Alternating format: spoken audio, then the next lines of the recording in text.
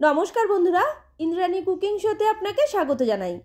आज के शेयर करब शिम दिए भीषण टेस्टी एक निरामिष रेसिपि। जे कोनो निरामिष दिने बानिये निते पारेन। এইভাবে শিম রান্না করলে গরম ভাতের সাথে আর অন্য কোনো পদের দরকারই হবে না। এই একটা তরকারি দিয়ে পুরো এক থালা ভাত খেয়ে নিতে পারবেন। তাহলে চলুন রেসিপিটা এবার ঝটপট দেখে নেওয়া যাক। নিরামিষ এই রান্নাটা করার জন্য আমি এখানে 300 গ্রাম শিম নিয়েছি। ছোট যে শিমটা পাওয়া যায় সেটা নিয়েছি। এতে দানাগুলো শক্ত হয় না, একদম নরম হয়। দুপাশটা কেটে বাদ দিলে দেখবেন একটা আঁশ উঠে যাবে, সেটাকে ফেলে দিয়ে শিমগুলোকে একটু রোদের দিকে তুলে দেখে নিতে হবে। যদি পোকা থাকে দেখবেন খুব সহজেই দেখা যায়। সবগুলো শিমের আঁশ ছাড়ানো হয়ে গেছে। আমি শিমগুলোকে গোটা গোটাই রাখবো। আপনি চাইলে দু টুকরো করে কেটেও নিতে পারেন। এরপর একটা বাটির মধ্যে তুলে জল দিয়ে 2 থেকে 3 বার পরিষ্কার করে ধুয়ে নিচ্ছি। শিমগুলো আমি পরিষ্কার করে ধুয়ে নিয়েছি। এবার এই বাটিটাকে একটা সাইডে সরিয়ে রেখে বাদবাকি কাজগুলো রেডি করে নিচ্ছি। এবার এই রান্নার জন্য মশলাটা বেটে রেডি করে রাখবো। তার জন্য ছোট একটা মিক্সির জারের মধ্যে নিলাম 1 চা চামচ কালো সরষে, 1 টেবিল চামচ নিচ্ছি হলুদ সরষে। আমি এখানে হলুদ সরষেটা একটু বেশি করে নিয়েছি। আপনি কালো আর হলুদ দুটো সমান সমান করেও নিতে পারেন। আর এর মধ্যে নিয়ে নিলাম 1 টেবিল চামচ পোস্ত দানা। ঝালের জন্য নিচ্ছি 2টো কাঁচা লঙ্কা। ঝালের পরিমাণটা আপনি এর থেকে একটু বাড়িয়েও দিতে পারেন।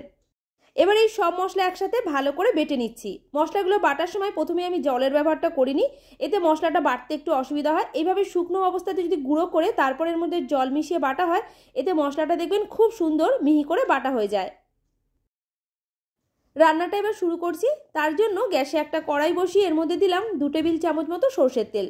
এইসব রান্নাগুলো একটু সরষে তেলে করলে খেতে বেশি ভালো লাগে। অনেকেই আছেন যারা সরষে তেলটা খান না, তারা অবশ্যই করে সাদা তেলেও করতে পারেন। এরপর এর মধ্যে দিলাম 1/2 চা চামচ নুন আর 1/2 চা চামচ হলুদ গুঁড়ো। নুন আর হলুদ তেলের মধ্যে ভালো করে মিশিয়ে নিয়ে তেলটা যখন গরম হয়ে যাবে তখন এর মধ্যে দিয়ে দিচ্ছি আগে থেকে কেটে ধুয়ে রাখা শিমগুলো। মিডিয়াম টু হাই ফ্লেমে শিমগুলোকে এবার ভেজে নিচ্ছি। আমি শিমগুলোকে একটু ঢাকনা দিয়ে ঢেকে ভাজবো, এতে তাড়াতাড়ি সেদ্ধ হয়ে যাবে। একদম লো ফ্লেমে 4-5 মিনিটের জন্য ঢেকে দিয়েছিলাম, যাতে ভালোভাবে ভাজাও হয়ে যায় আর সেদ্ধও হয়ে যায়।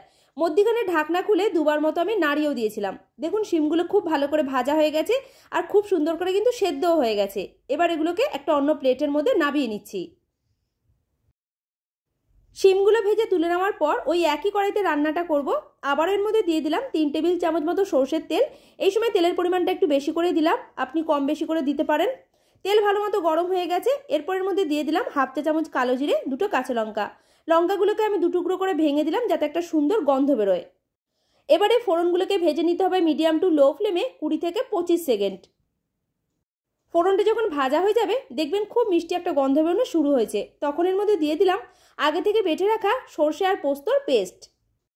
এবারে মশলাটাকে একসাথে একটু ভালো করে কষিয়ে নিচ্ছি। তার আগে এর মধ্যে কিছু গুঁড়ো মশলা অ্যাড করে কষাবো।